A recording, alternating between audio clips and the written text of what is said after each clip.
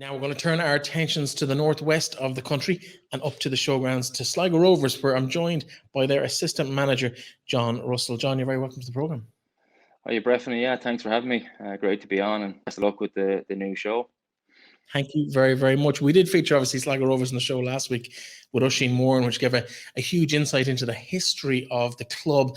Now, I suppose you're well part of that history of the club over the last decade or so as well. You've had a couple of spells as a player. Now you're in a management role in the dugout, but also you're still registered as a player. We've seen a couple of cameos from you as well. Are those days firmly in the past, or can we expect to see you lining out this year? Yeah, I think I might be registered again this year with European football. Breifne, you know, they might have to roll me out for the away leg. So yeah, keep the options open. But no, I'm firmly on the coaching side of things now at the moment. That's my main focus. We might come back to that later in the chat, but talk to me a little bit about pre-season, because it's been a fairly stunted period because of COVID. How has that affected the build up to the season for the club? Yeah, I think first and foremost, we're delighted to be back playing and training. So from a preparation point of view, you know, it's great. All the lads are back in. We've had our issues, obviously, with the foreign players getting in and having to quarantine and stuff. So that's been a bit of a disruption. We haven't had everyone in from day one. But we're 4 weeks into pre-season. We're happy enough where we are at the moment. The games have gone quite well. They've been competitive.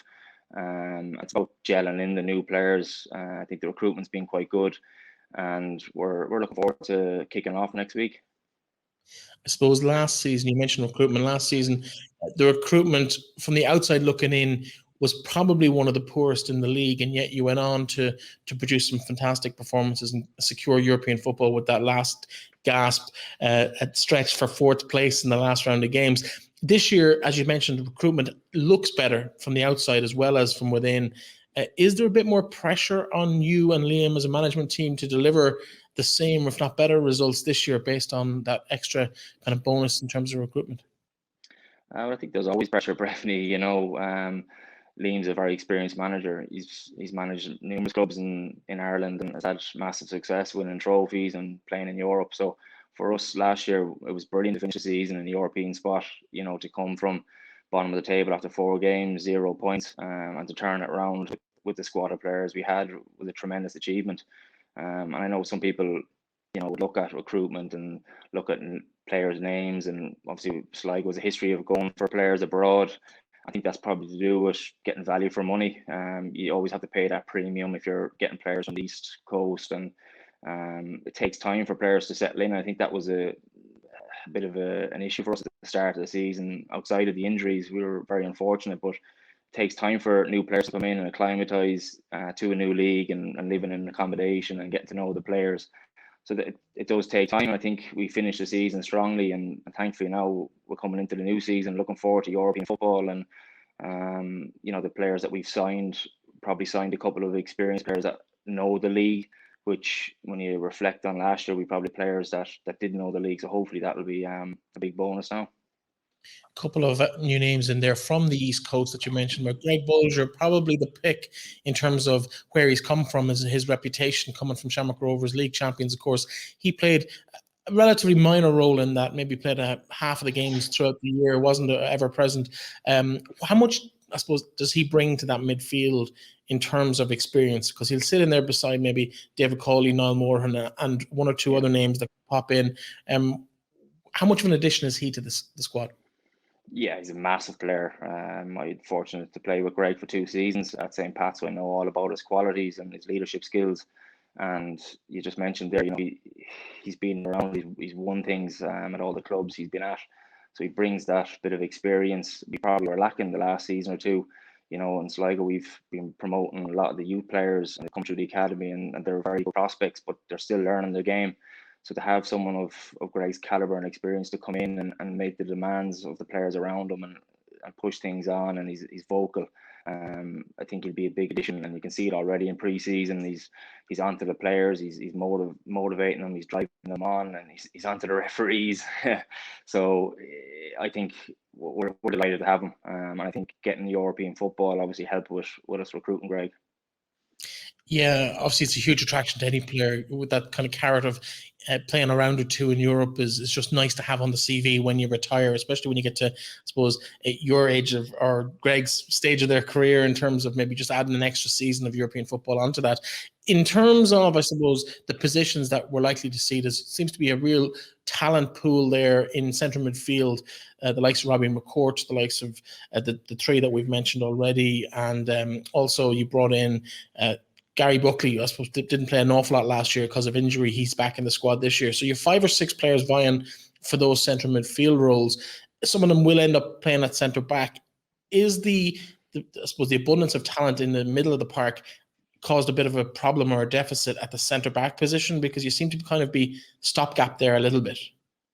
Not at all. I think the recruitment, again, we've looked at players that, number one, have an ambition and a mentality that they want to keep winning, and they're motivated to win and come to Sligo and do well and see the club push on. So, a lot of the players you brought in have won things in the past and are also versatile, so they can play in a number of positions.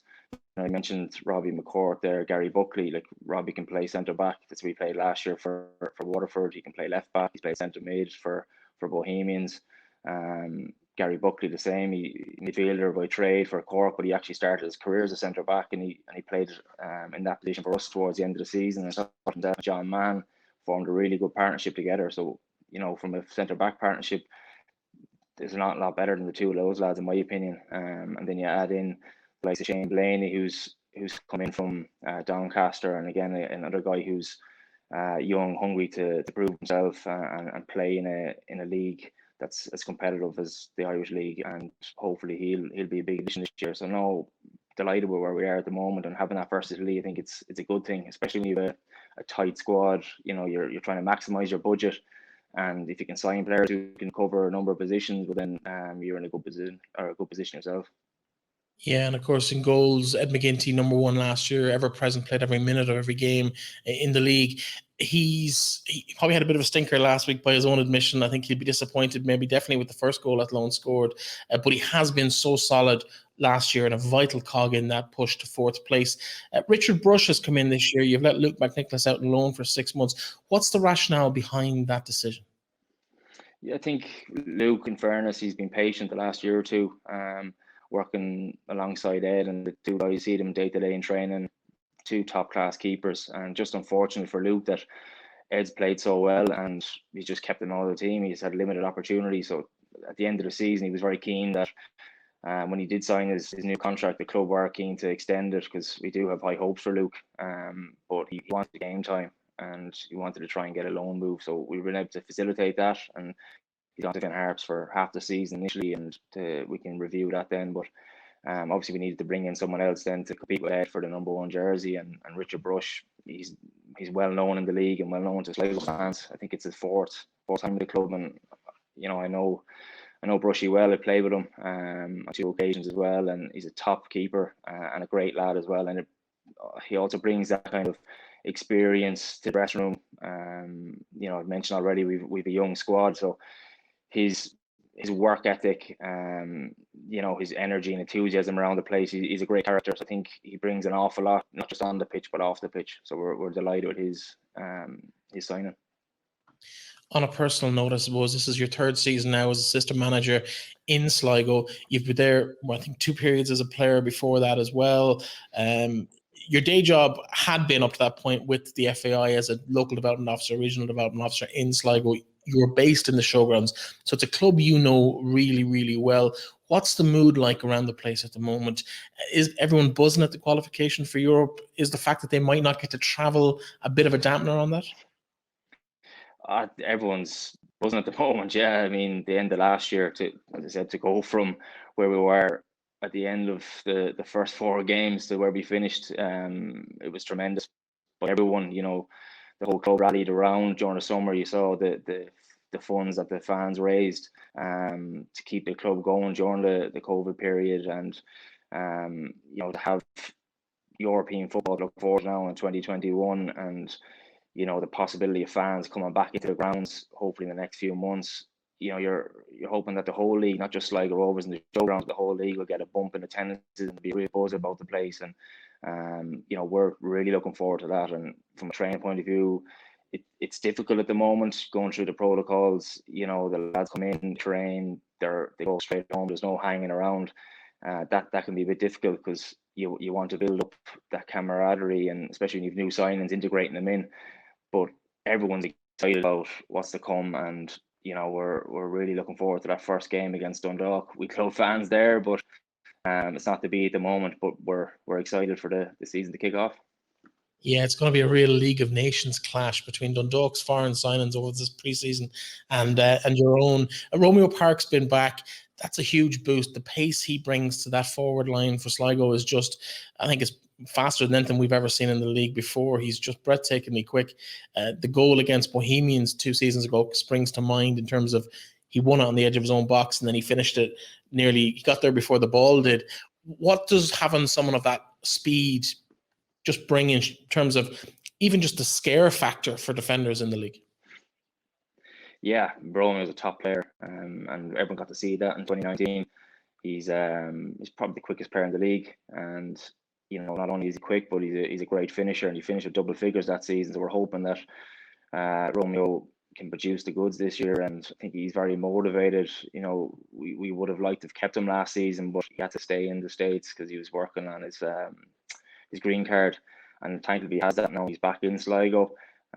He brings great experience. Romeo's played in a number of positions as well, so he's a real attack threat. And I think having him back in, he knows the league, he knows Sligo. There's no kind of betting in from where you get that with new players, and we're hoping that he'll hit the ground running. And as you said there, he does put a bit of fear into the opposition with his pace.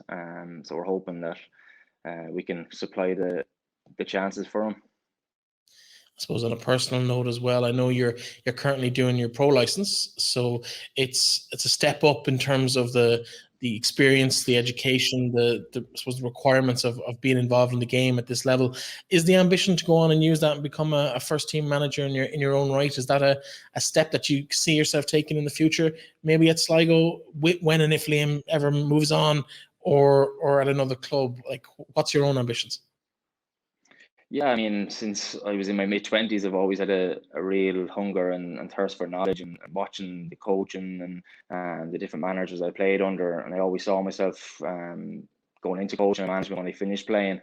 And I suppose I've been working towards that over the last number of years. Working as a development officer was a big help. I got to work with all the underage players and continue my education with doing the UEFA B, the A license, the UEFA Elite A youth license. And now I'm on the pro license. I'm hoping to finish that. It'll be May 2022. So I'm enjoying the course so far. We're nearly halfway through. It's strange going through all these Zooms at the moment. We're hoping to meet up face to face soon, because that's where you really get to learn, and that peer to peer. So I'm looking forward to that. But definitely, yeah, I see myself going into management. I'm on a journey at the moment, and I'm loving it. I love coaching, love being out on the pitch with the players and working with them, trying to improve them and improve the team. And every day you're learning. And with the pro license at the moment, I'm trying to get as much out of it as I can.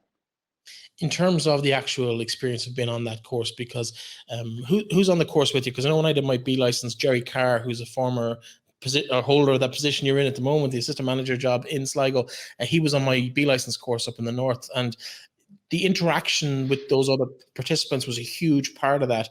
Are you getting that, and kind of who on the course has kind of gone, oh, I'm on a course with such and such? Has that been a thing for you at all yet? Yeah, there's coaches from the UK, from different countries. The majority of the guys will be from League of Ireland, so a lot of the managers that are in the first division are in the Premier Division. So from getting together and meeting up, there'll be a lot of familiar faces. The international coaches, you've got high caliber, the likes of John O'Shea, who's working with Reading at the moment, Carlo Cudicini, ex-Chelsea goalkeeper, he's in with us. Ex-international Andy Keogh, I think he's still currently playing over in Australia with Perth Glory. So there's a number of top class candidates. So as I said, I'm looking forward to us all getting together and actually meeting face to face, because that's where the real learning can take place, not just in the classroom, but over a cup of coffee or in those evenings in your downtime around the hotel. So hopefully things settle down with the restrictions and we can all meet up. Absolutely, yeah. No, for me, when I was involved in that at a much lower level, albeit, it was the peer-to-peer learning was nearly as important as what you actually picked up in the actual sessions themselves. Moving forward, I suppose you're with Sligo for the season at least. What's the situation with the day job? The FAI has been through the news in the last year or so. I know. Well, I believe that to take up your role, you've got to take a career break from the FAI. Is that still an ongoing situation as you go 3 years on, or what's the role with that? Yeah, I'm currently on a career break from the FAI, and they were very accommodating to me, which is great to allow me to pursue the assistant manager role with Sligo.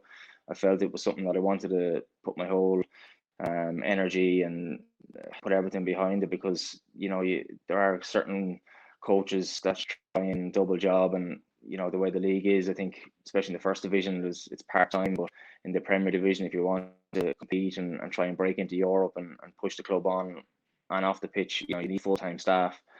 So that was really keen that when the opportunity came to go into Sligo, that I didn't want double jobbing. So thankfully I've been able to work full-time the last 2 years, and I'm really enjoying it, and hopefully it can continue this season and into the next.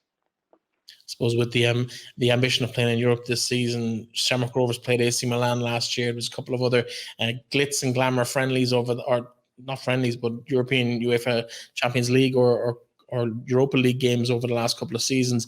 There's a slight tweak in the format this year. You're in the Europa Conference, so it means you have to get through a couple of rounds to play the real glamour games. But is there anybody that you'd like to get back to the Showgrounds this year? Is there another Molde or another one of those kind of nights that you'd like to have in the Showgrounds through the summer? I mean, we're just delighted to have European football back. We're not really looking about who we want to get or who we want to draw. It's great that we'll have an opportunity to possibly get through a tie, and the way they've formatted it now. But I mean, we've had some great occasions in the past. I think the last time we were in Europe, I was fortunate to be a player at the time, and we beat FK Banga from Lithuania in the first round, and then in the second round we drew Rosenborg, and we beat them away 2-1. The manager got sacked, and then we were favourites supposed to go through in the second leg, but we went 1-0 up and then we ended up losing 3-1, so we kind of blew it that night.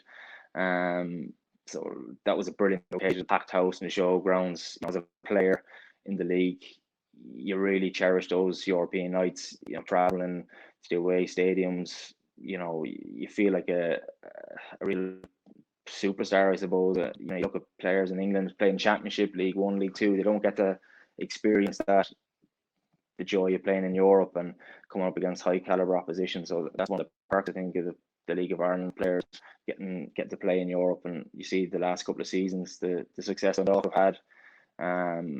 I always believe the product is there in the league. There's some really top class talent, and when you see them in proper stadiums playing in Europe, competing against high class opposition, they always hold their own, and hopefully we can showcase that now this year. Yeah, here, and of course, the very best of luck to you, your teammates, to yourself and Liam through the season ahead. And I'm sure we'll cross paths at some point in the Showgrounds at some stage this season. Fingers crossed. John, thank you very much for joining me, and the best of luck. Thanks, Breifne. Yeah, all the best.